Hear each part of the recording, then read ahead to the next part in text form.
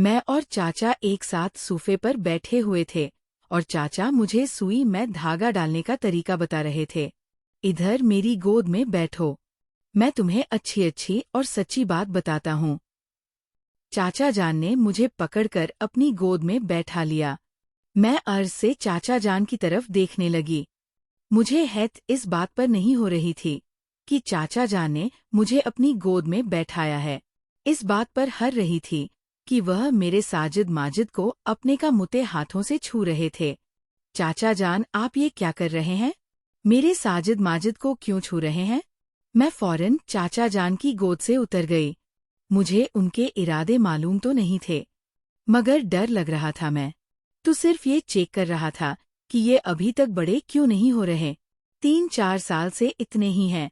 मुझे फिक्र हो रही थी, बस इसीलिए छोकर देख रहा था। उन्हें अब तक बड़े हो जाना चाहिए था। चाचा सिस्त कदमों से मेरे करीब बढ़ते हुए बोले। मैं कदम पीछे करते दीवार के साथ जा लगी और चाचा मेरे नजदीक आ गए। वह आखिर मेरे साथ करना क्या चाहते थे, मैं उनकी आंखों में देखकर यही अंदाजा लगा रही थी। चाचा जान का एक हाथ मेरे कंधे और दूसरा हाथ मेरी पश्त पर था। चाचा के इरादे अब साफ नजाये होने लगे थे। इससे पहले वह मजीद कुछ करते दरवाजे पर दस्तक हुई। नाजिया, तुम यहाँ हो? मुझे पकाने वाली मेरी अपनी बहन ही थी। जी आप ही, मैं यहाँ हूँ। मैंने फौरन जवाब दिया चाचा को। मजबूरन अपनी गिरफ्त ढली करनी पड़ी। मैंने जल्दी से दरवाज़ा खोला। आप ही कमरे में दाखिल हुई और शक की निगाहों से चाचा को देखने लगी। खैर चाचा, आप इस वक्त नाजिया के पास क्या कर रहे हैं? लगता है आपको बहुत सर्दी लग रही है, जो आप मेरी बहन के पास आकर अपनी सर्दी कम कर रहे हैं। आप ही चाचा को तरछीना गाव से देखकर बोली। चाचा भी मास्टर इंसान थे। जवाब देने बना कहाँ इनको सब्र आने वाला था। क्या करूं?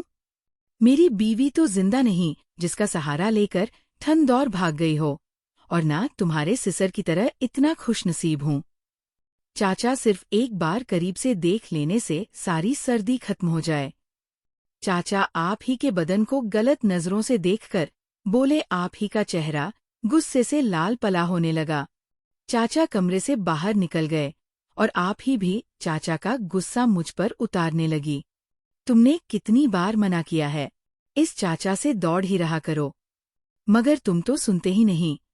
हर वक्त इस चाचा की ताफी खाने के चक्कर में लगी रहती हो। आप ही मेरे बाजू पर अपनी गिरफ्त महसूस करके बोली। दर्द की शिद्दत से मेरी आंखों से आंसू बहने लगे। मुझे तकलीफ हो रही थी। इस बात का एहसास आप भी ही को मेरे खामोश आंसू देखकर हुआ। उन्होंने बस छोड़ा। मेरे ससुर जी के कमरे में जाओ, मैं भी वही आती हूँ। मगर आप ही रात के डोया हमारे अंकले जी के कमरे में क्या करना है? मैं सामने लगी घड़ी पर वक्त देकर बोली। चाचा जी के साथ साथ इस वक्त कमरे में बंद रह सकती हो, तब तुम्हें कोई मसला नहीं हो सकता, और मेरे सिसर के पास जाने में तुम्हें वक्त की फिक्र होने लगी है। आप ही ने गुस्से से कहा और मुझे बाजू से पकड़कर अपने सिसर जी के कमरे में ले आई। वह मेरे साथ बहुत बड़ा सलूक करती थी। सगी बहन होकर सुतौलियों से भी बेहतर सलूक करती थी।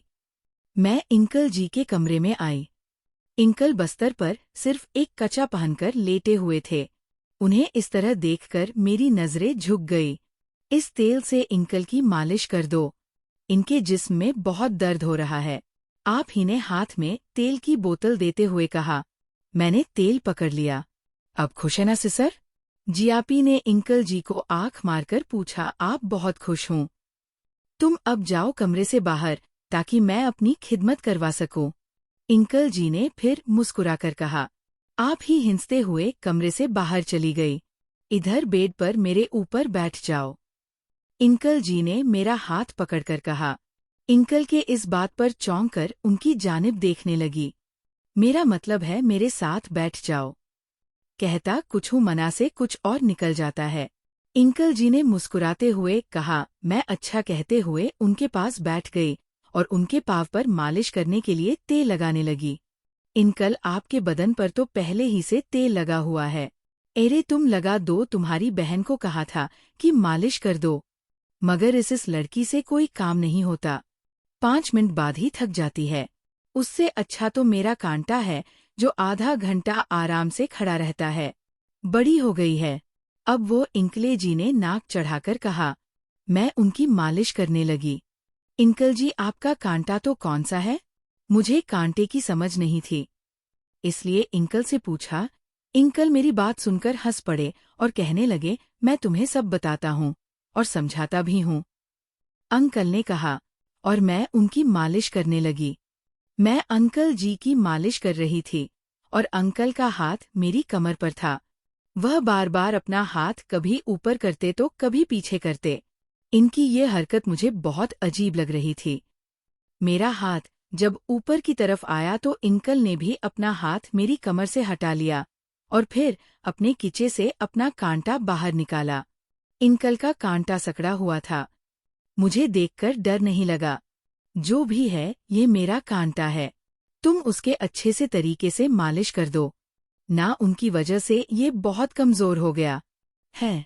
इंकल जी ने मेरा हाथ अपने कांटे पर रखा। मैंने भी हाथ में पकड़ लिया।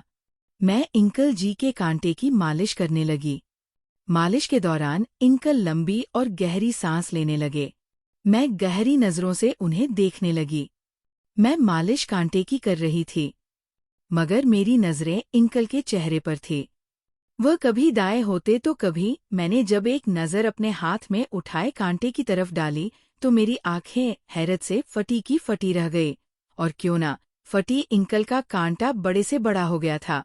मैं भी पहली मर्तबा ऐसा कांटा देख रही थी। इंकल, ये इतना बड़ा कांटा कैसे हो गया? मैं अब की बार इंकल की तरफ देखकर बोली, या अभी और बड़ा होगा, जो भी तुम बस मालिश करती जाओ। इंकल ने बेफिक्र होकर कहा। मैं खामोश हो गई। वह कहने लगे, इस कांटे में बहुत पानी है। अगर तुम इसे पी लोगी तुम जल्दी बड़ी हो जाओगी। इंकल ने मुझे एक नई कहानी सुनाते हुए कहा। मगर कैसे? इंकल में फिर से नन्ही गड़िया बनकर बोली। इसे लॉलीपॉप समझकर खाना शुरू कर दो। इंकल की इस बात पर मैं चौंक पड़ी। मैं कैसे उसे खा सकती थी? नहीं, मैं नहीं खाऊंगी। मैंने इंकल का कांटा हाथ से फेंक दिया। वह बर्म होने लगे। मेरे घर में रहते हुए ना जैसे क्या कर रहे हो वैसे करो वरना घर से निकाल दूंगा। इंकल की धमकी सुनकर मैं खौफजदा हो गई और इंकल के कांटों को दांतों के दरमियान रख दिया। ऐसा करने से मेरा दिल खराब होने लगा और मैंने कांटा निकाल दिया। इंकल मुझ पर बरम होने लगे कि मैंने ऐसा क्यों किया है। उनकी डांट सुनकर मैं रो पड़ी।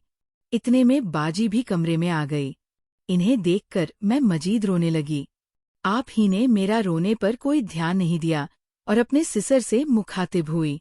मैंने आपसे कहा था ये सब नाजिया से नहीं होगा, मगर आपको शौक था कनवारी लड़कियों से मालिश करवाने का। अब मैं खुद ही आपकी मालिश करूंगी। तुम बच्चों के पास आप ही ने मुझे कमरे से बाहर भेज दिया और खुद अपने सिसर की लॉलीपॉप खाने लगी। मैं आप ही के कमरे में आकर सीधा वॉशरूम गई और अल्टिया करने लगी। मेरा दिल अभी भी बहुत खराब हो रहा था। मैं फर्श होकर वस्त्र बच्चों के पास लेट गई। आप ही के 2 बच्चे थे और दोनों ही अलग शक्ल के थे। मैं आंखें बंद करके लेट गई। सिर में बहुत दर्द। कमरे में पॉइंट का बल्ब आना था। मेरी आंखें बंद थी कि मुझे अपने माथे पर किसी के लम्स का एहसास हुआ। मैंने आंखें खोली तो देखा मेरे बहनोई वॉशरूम जा रहे हैं। मैं हसरत भरी निगाहों से उनकी जानिब देखने लगी। इनमें कशिश सी थी जो मैं उनकी तरफ खुद ही खींची चली जाती थी। उस्मान भाई जब वॉशरूम से बाहर निकले तो मुझे आप ही की जगह देखकर मुस्कुराने लगे। नाजिया तुम हो। मुझे लगा तुम्हारी बहन है। इसको समझकर मैंने तुम्हारे माथे को छू लिया था। उस्मान भाई ने मुस्कुराते हुए कहा और बेड की दूसरी जानिब लेट गए। मैं उनके झोंट पर मुस्कुरा दी। मैं जानती थी कि वह मन ही मन में मुझे चाहते हैं, मगर कहने से डरते हैं। मैं भी उनकी तरफ रख के सोने की कोशिश करने लगी। सुबह हुई तो मैं काफी थकी हुई थी। फिर शाम को दोबारा चाचा मेरे पास आए और गोद में बैठा लिया और कहने लगे, नाजिया आज तुम्हें वह दूंगा। मैंने कहा वो क्या? फिर उन्होंने अपना निकाला। मैं हैरान रह गई। उन्होंने मेरे साजिद माजिद को पकड़ लिया और दुबाने लगे। मेरे जज्बात भरने लगे। फिर मैंने चाचा के साथ मिलकर मैच खेला।